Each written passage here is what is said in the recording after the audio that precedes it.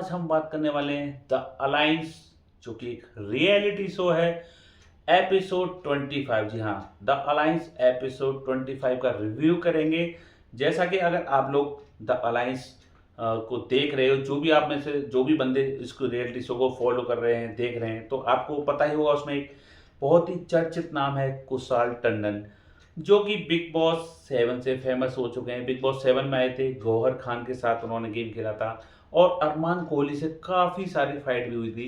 तो तभी से इस बंदे का नाम हो गया था और अब ये बंदा आया है द अलायंस में। और द अलायंस में स्टार्टिंग से ही बंदे की किसी ना किसी से कोई ना कोई कंट्रोवर्सी हो रही है, किसी ना किसी बात पे झगड़ा हो रहा है, क्योंकि बाकी कंटेस्टेंट यानी कि बाकी के जो इनके घर वाले थे, उनका ये कहना था कि भाई कुशाल टंडन सब पे अपना रौब दिखाते हैं, सब पे अपना दबदबा बनाते हैं, हर किसी को धमकी देते हैं, बाहर की बातें करते हैं और मतलब इस तरह की बातें हो रही थी, ठीक है।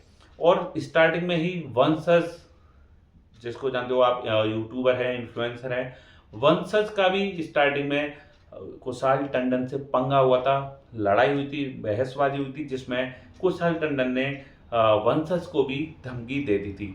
लेकिन यहाँ पे गाइस सबसे पहले तो हम बात करेंगे कि वंशज की। वंशज को हालांकि कुशाल टंडन ने एक इस तरह का गेम प्ले किया, इस तरह की रणनीति के तहत वंशज को गेम से बाहर निकलवा दिया था और वो काबिल तारीफ था भाई। यहाँ पे गेम की दाद देनी पड़ेगी यहाँ पे कुशाल टंडन की, ठीक है ना, कि उसने इस तरह का गणित बनाया जिससे वंशज बाहर हो गया। जबकि वो एस भी नहीं था, उसका फ्रेंड जो कि अरसलान था उस टाइम, उसने उसको बाहर निकाला था। लेकिन तीर चलाने वाले हाथ कुशाल के ही थे, कंधा अरसलान का था, ठीक है। तो पहले बात करते हैं यहाँ पे वंशज की। तो देखो गाइस, वंशज एक यूट्यूबर है और पहले शायद वंशज को शायद ही कोई जानता होगा, कुछ ही लोग जानते होंगे। लेकिन जब से वो लाइमलाइट में आया, कब से, एलविस यादव को तो आप जानते ही होंगे, ठीक है। एलविस यादव ने थप्पड़ मारा था वंशज के। जब से एलविस यादव का थप्पड़ उस बंदे ने खाया है, तब से उसकी किस्मत चमक गई। कहते हैं ना, किसी से भाई पिटने के बाद भी किस्मत चमक सकती है, तो वो वाला सीन यहाँ पे हो चुका है वंशज के साथ। जब से एलविस यादव से थप्पड़ खाया भाई, बस जब तब से बंदा लाइमलाइट में आ गया। उसके बाद उसको शो भी मिले, देखिए द 50 कलर्स चैनल पे इतना बड़ा शो आया था, रियलिटी शो द रियलिटी, उसमें भी उसको मौका मिला वंशज को पार्टिसिपेट करने का, ठीक है। वो भी किस वजह से, क्योंकि वो फेमस हो गया था, लाइमलाइट में आ गया था एलविस यादव से थप्पड़ खाने के बाद।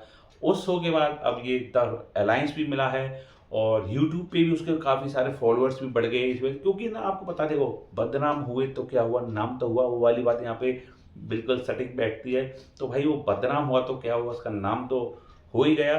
तो हम यहाँ पे वंशज के बारे में बात करें तो भाई देखो, वंशज बंदा गेम के हिसाब से बढ़िया है, रियलिटी शो के हिसाब से बढ़िया है, लेकिन एज ए पर्सनल, ऐसा एज ए उसका पर्सनल नेचर अगर मैं कहूँ, जैसे कुशाल टंडन ने बोला था कि भाई ये बदतमीजी करता है, अपने उससे बड़ों के बारे में उल्टा सीधा बोलता है, तो ये कहीं ना कहीं बात सही भी है। क्योंकि मैंने भी देखा था 50 में भी बंदा उस वंशज की लड़ाई, उससे करण पटेल से बहसबाजी हुई थी और वो उससे बुढ़ा तक बोल गया था।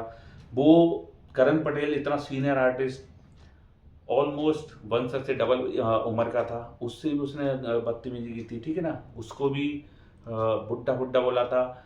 और वही बदतमीजी बहुत उसने द अलायंस में भी की है कुशाल के खिलाफ। तो भाई कोई भी सीनियर बंदा होगा, कोई भी बंदा एज ए सीनियर आर्टिस्ट हो या उम्र में बड़ा हो, तो भाई ये चीज़ें सहन नहीं करेगा।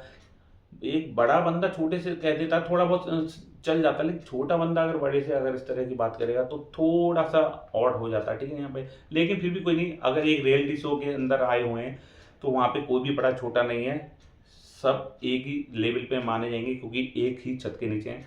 लेकिन फिर भी एक दायरा होता है, ठीक है ना। अगर मैं और मुझसे कई बड़े यार, मेरे पेरेंट्स या कोई भी रिलेटिव हो बड़े, मेरे साथ में किसी गेम शो में जाए, तो मैं भाई ऐसा थोड़ी ना कि गेम का फ़ायदा उठा के मैं उल्टा सीधा कुछ भी बोल सकता हूँ, नहीं ना, एक दायरा तो मेंटेन करना पड़ेगा ना। तो वही यहाँ पे हुआ, कुशाल टंडन से उनकी बहसबाजी हुई, उल्टी सीधे शब्द बोले गए, तो कुशाल टंडन ने भी भाई सीधे सीधे बोल दिया कि भाई इसको मैं बाहर निकाल के ये सबक सिखाने वाला चाहता हूँ। जो आजकल के जैन जी हैं, जो नए नए न्यू कमर्स आ रहे हैं, जो कुछ देखते नहीं हैं, तो भाई उसकी भी बात ठीक थी, यहाँ पे कुशाल टंडन का भी पॉइंट ठीक था। और वंशज का गेम प्ले के हिसाब से ठीक था, चलिए वहाँ तक भी ठीक था। लेकिन अभी हाल ही के 25 एपिसोड में वंशज को दोबारा लेके आए हैं ये अलायंस वाले। भाई इनको भी, रियलिटी शो वालों को भी मसाला चाहिए, टीआरपी चाहिए। जब वो बंदा निकल चुका है उसको वापस क्यों लेके आना, क्योंकि भाई इनको भी तो मसाला चाहिए, लड़ाइयाँ इस तरह की बातें होंगी तभी तो टीआरपी आएगी शो की। तो भाई ये भी कुछ ना कुछ करते ही रहते हैं शोज वाले, तो वंशज को वापस ले आए।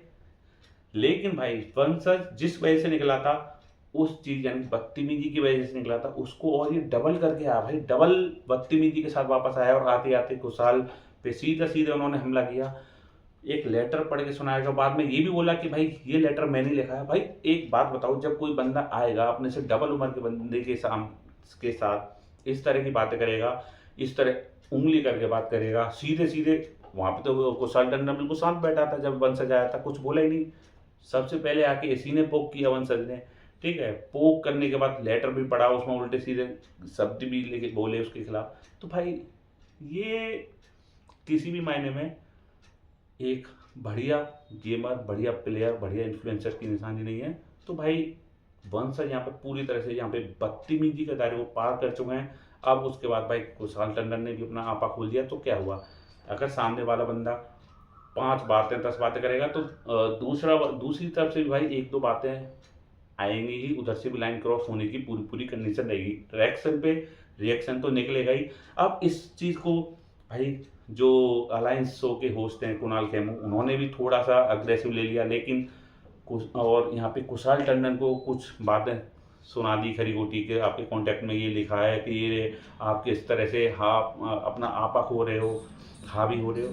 तो भाई आप ये भी तो देखो, आप करवा क्या रहे हो, सामने वाले बंदे को वंशज को लेके आ रहे हो, उसको तुम आप पोक करा रहे हो कुशाल टंडन को। तो भाई ऐसा तो कोई बंदा ही नहीं होगा, या तो बिल्कुल सीधा साधा बंदा होगा तो वो उसका तो काम ही नहीं है भाई रियलिटी शो में, ठीक है ना। अगर आप रियलिटी शो में किसी को लेके आ रहे हो और वो इतनी बातें कैसे सुन लेगा। कुशाल टंडन की जगह यहाँ पे मैं भी हूँगा या और भी कोई बंदा होगा, कोई भी सेलिब्रिटी हुआ, कोई भी सहन नहीं करेगा इस तरह की बदतमीजी, इस तरह की हरकतें जो वंशज ने की थी। तो सीधी सीधी बात है भाई, यहाँ पे अगर देखा जाए तो यहाँ पे कुशाल टंडन बिल्कुल भी गलत नहीं है, और यहाँ पे पूरी तरह से यहाँ पे वंशज गलत हैं। लेकिन सोशल मीडिया पे बहुत सारे लोग वंशज को सपोर्ट कर रहे हैं, बहुत सारे लोग कुशाल टंडन को सपोर्ट कर रहे हैं। तो वंशज को सपोर्ट करने वाले बंदे वही होंगे जो इस तरह की बदतमीजी को अप्रिशिएट करते हैं, इस तरह की हरकतों को आगे बढ़ावा देते हैं, ठीक ना। अब मेरे हिसाब से मेरा तो ना तो वंशज से कोई जाति दुश्मनी है, ना विशाल से कोई फ्रेंडशिप है, मेरे लिए तो दोनों सेम ही है। लेकिन भाई हमारा काम है एकदम सीधी सीधी स्पष्ट बातें बताना अपनी ऑडियंस को, अपनी जनता को, यानी कि आप लोगों को।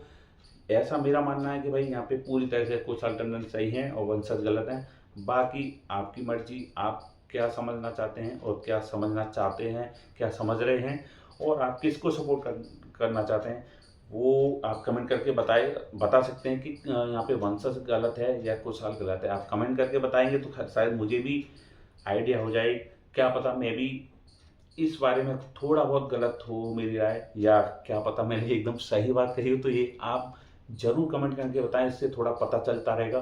तो चलिए गाइस, आज की वीडियो को यहीं पर खत्म करते हैं, और आगे गाइस आगे आने वाली फ्यूचर में और भी बढ़िया बढ़िया वीडियो मैं आपके सामने लेकर आता रहूँगा। और बाद में मेरा प्लान और भी है, लाइव स्ट्रीम भी करेंगे हम, डिबेट भी करा करेंगे। अभी स्टार्ट है चैनल का, तो बहुत सारा सपोर्ट दिखाइए, बहुत सारा प्यार दिखाइए। वीडियो को लाइक करके जाना, चैनल को सपोर्ट करना, चैनल को सब्सक्राइब करके जाना। चलिए गाइस, फिर मिलते हैं, बाय बाय, टेक केयर।